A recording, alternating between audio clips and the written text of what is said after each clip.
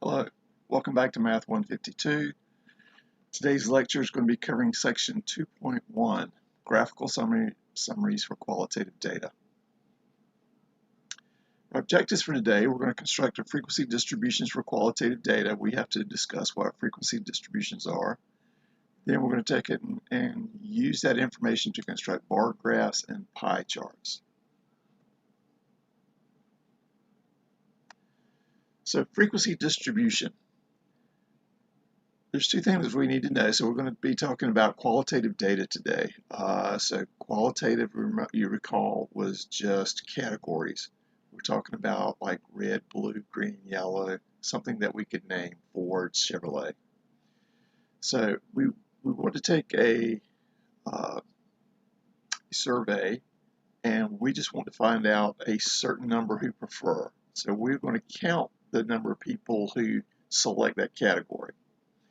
So the frequency of a category is the number of times it occurs in the data set. We're just going to count how many times that category occurs. And then we're going to put that information into a table, and we're going to call the table a frequency distribution. So a frequency distribution is a table that presents the frequency for each category.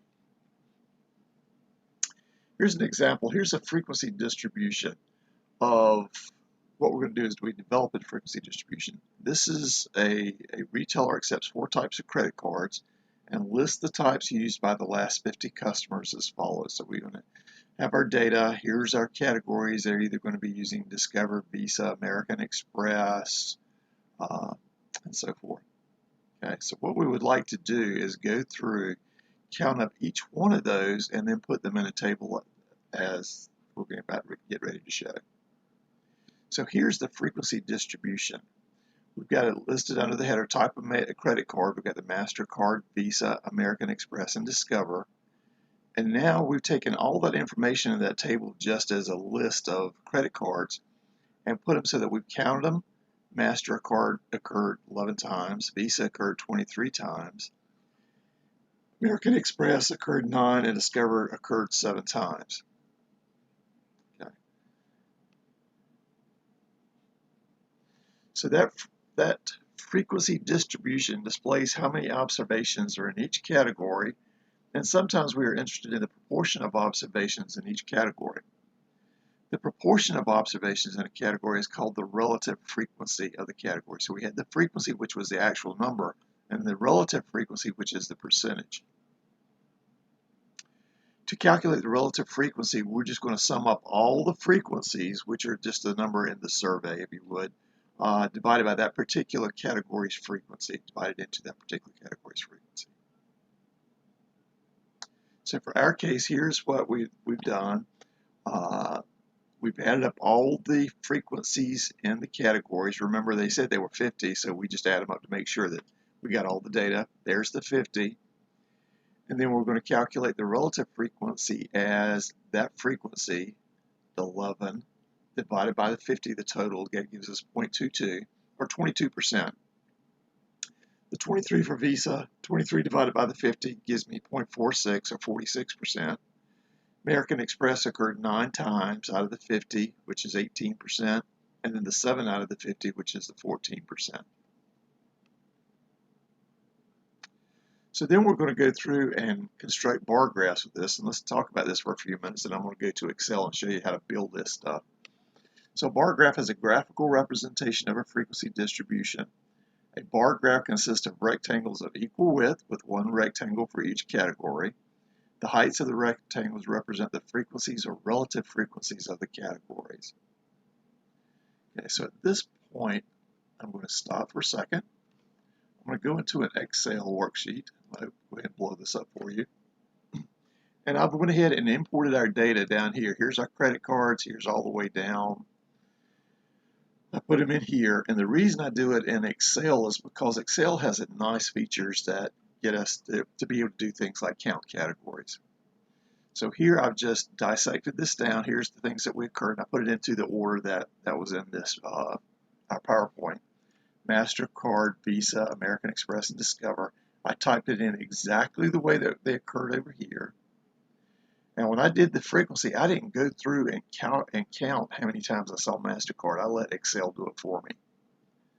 So you'll find this useful, that the COUNTIF function in Excel allows you to go through and look for certain things. You can Google for more information on this. But what I've done in this case is I said equals. The equals tells Excel that I want you to do something for me. In this case, this is a built-in function called COUNTIF. So the COUNTIF gives, when you get ready to start typing it in, it asks you for the data. It prompts you for these things. But here's the data that it's going to count. Here's the range of data from column or cell A2 all the way down to A51. Now you see these dollar signs. The dollar sign says that if I use the fill handle, I'm going to show you that in a minute, and pull this thing, if I go use the fill handle, it'll go through and basically do this on whatever data you want it to do. We'll work through that some more. But in this case, what I did was I used this little bar right here to pull this down. It repeated this, and it basically kept this thing for me for the same addresses, and all I did was just change the data from Discover MasterCard to Visa to American Express to Discover. The first one was MasterCard. And it goes and it counts that when I enter that. So all you do is just do the enter and it goes through. So the next thing they were asked to do is to make sure that we were going to do, I'm going to do a relative. So here's the frequency.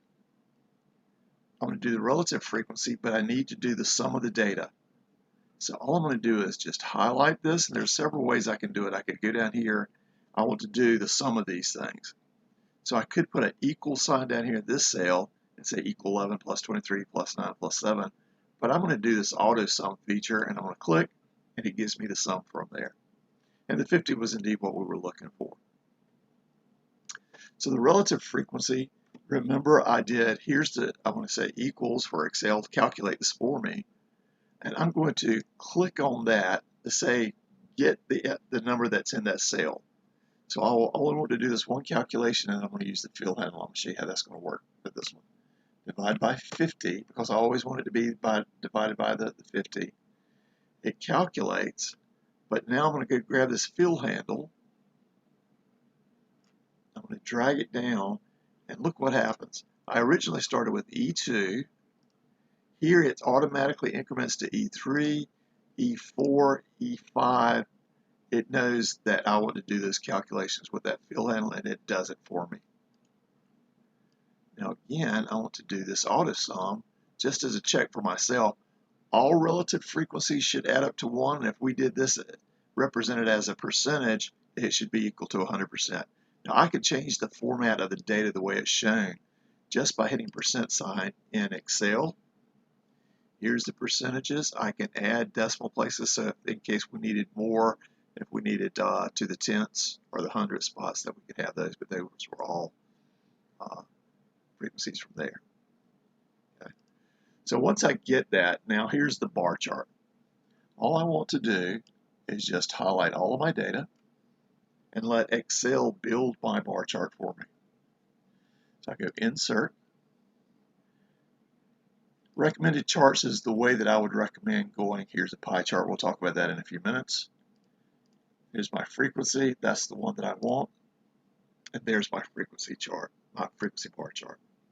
I can move it down here. Then I can scroll and see what I need to do. There's other things that we can add. We can add our axis titles. You see that we can change that. The chart titles, the frequency. We can add data labels. All of these things through Excel. And I encourage you to explore with those. So what about the relative frequency? I'm going to select these. Now, before I held down my left button and selected everything. But now I'm going to go across and get something out of this other one. So to do that, I select my first column. I'm going to hold down my control key, and then I'm going to select things in here. And then I have those two columns that I want to deal with now. Go back, Insert, my recommended charts. Here's my relative frequency now. I'll put OK. And I'm going to slide this down to the side because I want to point out something for you. I want to bring this up again so that you can see. Here's the relative frequency. I've got them in percentages in this case. I should actually go back, and for these, for the relative frequency, now unless I really wanted those percentages, I really should change it back to a number format. And if I change this here, look, it goes and changes that in my chart as well. So relative frequencies go from 0 to 1. They're percentages. Frequencies are actual counts, but look at the shape of the bar chart. They're the exactly same shape. So you could look at the relative frequency and understand basically how everything is from here. Okay. So let's stop there for a minute. Let's return to the slides, and we'll kind of maybe come back in a minute.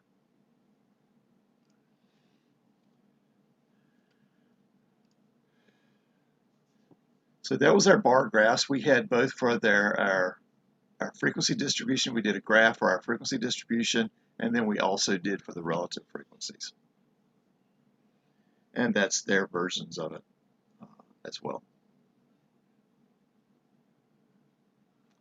A Pareto chart is a little different. It's the very same thing as in terms of numbers, but if you look at here, you see this is now arranged so that you have this order of data from the maximum to the minimum. So basically Pareto allows you to do with just taking a quick look at a bar chart to see which one occurs most and then down, so that you can focus on, if you need to, which one occurs the most. Okay. So let's move on for a second. If we want to do, you can use horizontal bars. Excel allows you to do that. And I would use horizontal bars if I have long namings or category names that would be really, really cumbersome if you do it at the bottom of a regular column. But this allows you to spell it out, and then to the right of that, it gives you, here's the bar data. Sometimes we're going to do side-by-side bar graphs, and this is used when you have something like maybe spans over different, the categories extend over different categories. So here we have frequency of visits to popular websites, and here's the Google, Facebook, Yahoo, YouTube, and Wikipedia. And this was taken at times at different years, so December 2011, December 2012. A lot of companies like to express their data in quarterly. So this could also be terms of like Q1, Q2, Q3, Q4 as represented in most business literature. So I'm going to take another break. I'm going to go to Excel. So I'm going to break this down just for a second. Back to Excel. Open this up. So if I wanted to do this in Excel, I'm going to go through, I'm going to do the very same thing. I'm going to try to find the Pareto chart. Sometimes it's hard to find. Let's go to recommended charts. Here it doesn't have anything that says Pareto, but I'm going to go to all charts, and then I'm going to go down here to histogram. And you see up here at the top, here's the Pareto chart, and I'm going to select this one. And I'm going to pull this down so that we can talk about this. Let me see if I can slide down here, put it here, and then get it centered. So the Pareto chart, here it was. Here's the bars that represented the different categories in the order from the most to the least. And this Pareto line here, this is called a Pareto line. It basically tells us what percentage, once we go through these categories, how do they add up. So we're going to start out with, it looks like maybe a little 45% started with the Visa. And then by the time you get Visa and MasterCard, you're up there at almost 70% of the people choose Visa and MasterCard. And then with American Express, you're looking like at 85%. And then by the time you throw in Discover, 100% of the data included Visa, MasterCard, American Express, and Discover. So that's the Pareto chart. Other ways to get this, if you don't want the line, I haven't really seen a good way to remove this from the Excel version.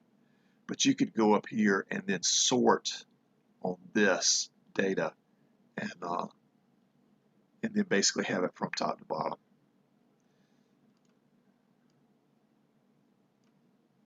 Data, A to Z, Z to A, and that will, everything gets changed based on those. 23, 11, 7, 9. Okay.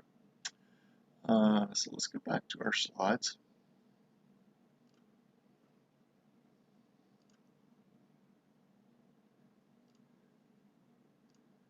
Open this up. So that's all the information. We did do our side-by-side bar graphs. I wanted to also discuss that. So let me go back in to Excel. I have this set up for us on here. So here's somewhat like you would set up the data in Excel. I said websites here. Then I did the Google, Facebook, Yahoo, YouTube. Here would be your data, yearly data, or end every quarterly data. I'm going to select everything. Go to Insert, Recommended Charts, and then it gives you that clustered column. They call the clustered column. And then we can add things like axis titles, data labels, data table, error bars, trend line. Okay. And then you can move this around as you need to do for the legend. If you need to actually adjust this so that you wanted these really side by side, the gap width or the overlap, that would get rid of the overlap there, and here you can change actually the width. So you can play with those as well. Okay. But that's the side by side of the clustered column.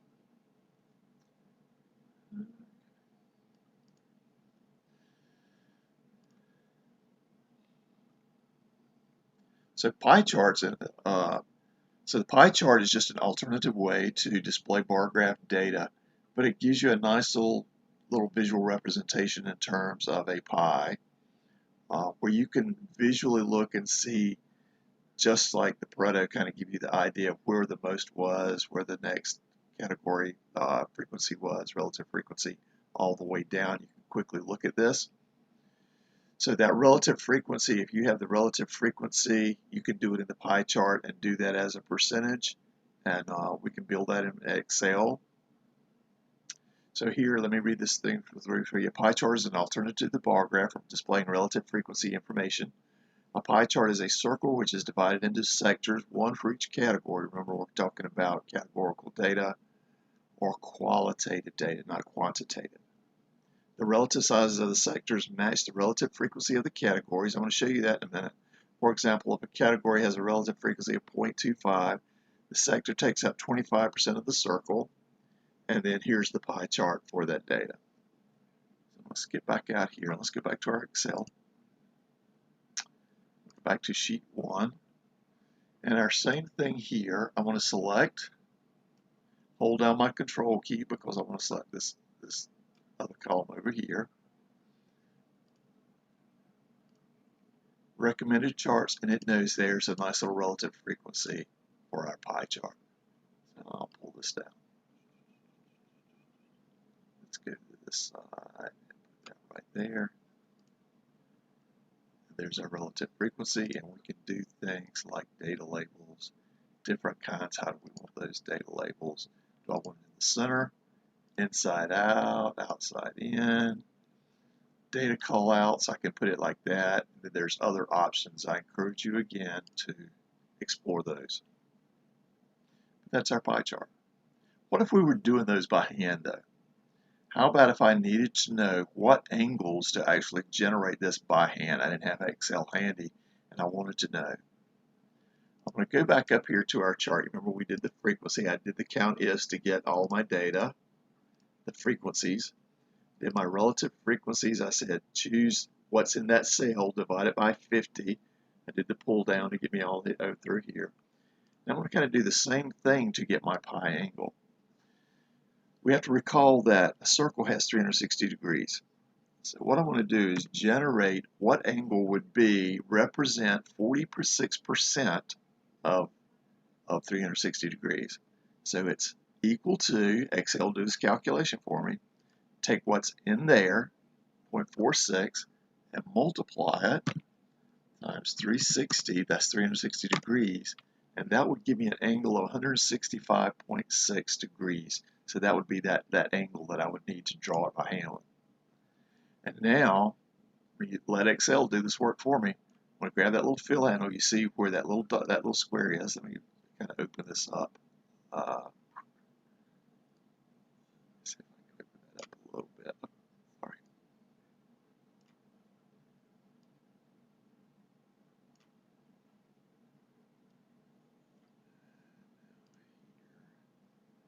I'm going to grab that little block there in the corner, and I'm just going to left click, drag it down, and it's automatically going to increment whatever cell reference, F2, F3, F4, and F5. And if I add up all of these angles, what do you think I should get? 360 degrees. So that would be the angles that we would actually do to generate those by hand.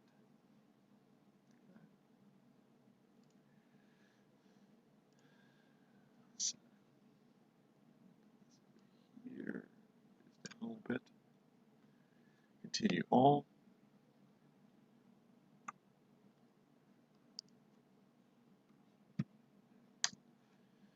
So what have we covered so far? How to construct a frequency and relative frequency distribution. In summary, that frequency was just the count of that particular category.